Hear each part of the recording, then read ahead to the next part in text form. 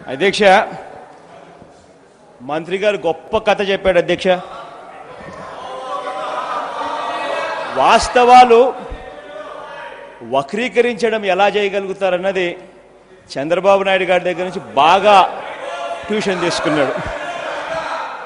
కాస్త నిజాలు కూడా కాస్త నోట్ చేసుకోండి మంత్రి గారు.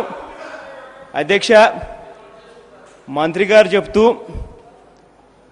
రాజశేఖర రెడ్డి గారి హయాంలో 2005లో రాజశేఖర రెడ్డి గారు ఇచ్చిన ఒక ఆ బచావ ట్రిబ్యునల్ అవార్డు ముందర ఇచ్చిన ఒక కాపీ చదివారు అధ్యక్ష. అసలు చంద్రబాబు నాయుడు గారు 9 సంవత్సరాల కాలంలోనే ఎన్డీఏలో చంద్రబాబు నాయుడు గారు చక్రం తిప్పుతా ఉన్న సమయంలోనే ఎన్డీఏ ప్రభుత్వంలో 4 మంత్రులు తెలుగుదేశం పార్టీకి సంబంధించిన మంత్రులు కొనసాగుతున్న సమయంలోనే దేవగౌడ గారు ప్రధానమంత్రిగా కొనసాగుతా ఉన్న సమయంలోనే ఆల్మట్టి ప్రాజెక్టులు మొదలు పెట్టడమే కాదు, రాజశేఖర రెడ్డి గారు ముఖ్యమంత్రి అయ్యే నాటికి కంప్లీట్ కూడా అయిపోయాయి ప్రాజెక్టులు కూడా. ఆల్మట్టి ప్రాజెక్టు హైట్ పెంచడమే కాదు కంప్లీట్ కూడా చేశారు.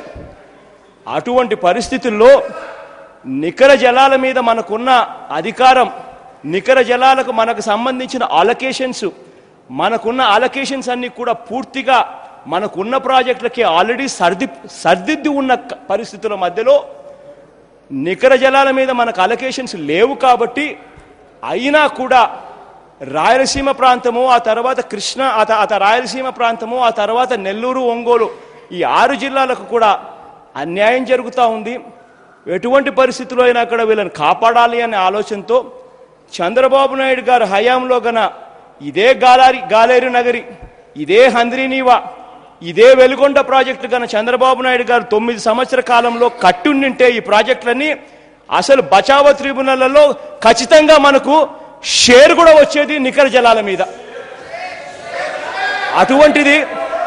అటువంటిది చంద్రబాబు నాయుడు గారి హయాంలో గాలేరు నగరికి సంబంధించి చంద్రబాబు నాయుడు గారి హయాంలో 9 సంవత్సరాలలో చంద్రబాబు నాయుడు గారి హయాంలో కేవలం 17 కోట్లు ఖర్చు చేశారు. అదే హంద్రీనీవాకు చంద్రబాబు నాయుడు గారి హయాం 9 సంవత్సరాలలో ఖర్చు చేసింది కేవలం 13 కోట్లు.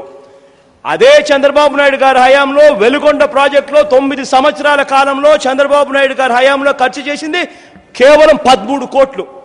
అంటే మీరిచ్చిన ఆ కేటాయింపులు, 9 సంవత్సరాల కాలంలో మీరిచ్చిన ఆ కేటాయింపులు ఉద్యోగస్తులకు సంబంధించిన జీతాలు, ఆ ఆఫీసులు నడపడానికి కూడా సరిపోని పరిస్థితిలో మీరు కేటాయింపులు చేస్తే ఆ ప్రాజెక్టులు పూర్తి కాకపోతే రాయలసీమను, ప్రకాశం, నెల్లూరు 6 జిల్లాలు పూర్తిగా నాశనమైపోతాయని చెప్పి, మరీ ముఖ్యంగా రాయలసీమ కోసం ఆ దివంగత నేత ప్రీతమ నాయకుడు రాజశేఖర రెడ్డి గారు ఆ తర్వాత తాను ముఖ్యమంత్రి అయిన తర్వాత మీరు 13 కోట్లు కేటాయించిన ఇదే హంద్రీనీవా ప్రాజెక్టును యుద్ధ ప్రాతిపదికన తీసుకొని 6,800 కోట్లతో ప్రాజెక్టు హంద్రీనీవా పూర్తి కావాల్సి వస్తే ఆ దివంగత నేత నుంచి ఇప్పటి వరకు 5,800 కోట్లు ఖర్చు చేశారు అని అంటే, దాదాపుగా 85% ప్రాజెక్టు పూర్తయింది అని అంటే, కేవలం మరో 1000 కోట్ల రూపాయలు ఖర్చు చేస్తే ఆ ప్రాజెక్టు పూర్తయ్యే పరిస్థితిలో ఆ ప్రాజెక్టు ఉంది అని అంటే దాని గొప్పతనం ఆ దివంగత నేత ప్రీతమ నాయకుడు రాజశేఖర రెడ్డి గారితో చెప్పడానికి గర్వపడుతున్నాం.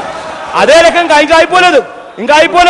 అదే రకంగా మీరు చెప్పిన దానికి అధ్యక్ష, అదే రకంగా గాలేరు నగరి ప్రాజెక్టుకు సంబంధించి 9 సంవత్సరాలు ముఖ్యమంత్రిగా పరిపాలన చేస్తే కేవలం 13 కోట్ల రూపాయలు మీరు కేటాయింపులు 17 కోట్ల రూపాయలు మీరు కేటాయింపులు చేస్తే ఆ దివంగత నేత ప్రీతమ నాయకుడు రాజశేఖర రెడ్డి గారు ముఖ్యమంత్రి అయిన తర్వాత ఈనాటికి ఆ ప్రాజెక్టు మీద 4,600 కోట్ల రూపాయలు ఖర్చు చేశారు.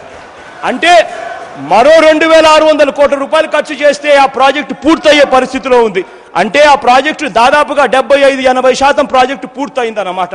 అంటే మీరు మిగిలింది చేయవలసింది హంద్రీనీవాలో ఒక 10-12%, గాలేరు నగరిలో మిగిలి ఉన్నది ఒక 20-25%. ఇది కాక వెలుగొండ ప్రాజెక్టుకు సంబంధించి ఇదే రకమైన లెక్కలే కనిపిస్తాయి. ఆ దివంగత నేత ప్రీతమ నాయకుడు రాజశేఖర రెడ్డి గారి హయాంలో ఇప్పటి వరకు, ఆ హయాం నుంచి ఇప్పటి వరకు 3,000 కోట్ల రూపాయలు ఖర్చు అయింది. నాకు కావాల్సింది 4,500 కోట్లు పూర్తి చేయడానికి 3,000 కోట్ల రూపాయలు ఖర్చు చేశారు. మీ హయాంలో ఖర్చు చేసింది 9 సంవత్సరాలలో కేవలం 13 కోట్లు. అంటే దానికి మరో 1,500 కోట్ల రూపాయలు ఖర్చు చేస్తే ఆ ప్రాజెక్టు కూడా పూర్తవుతుంది.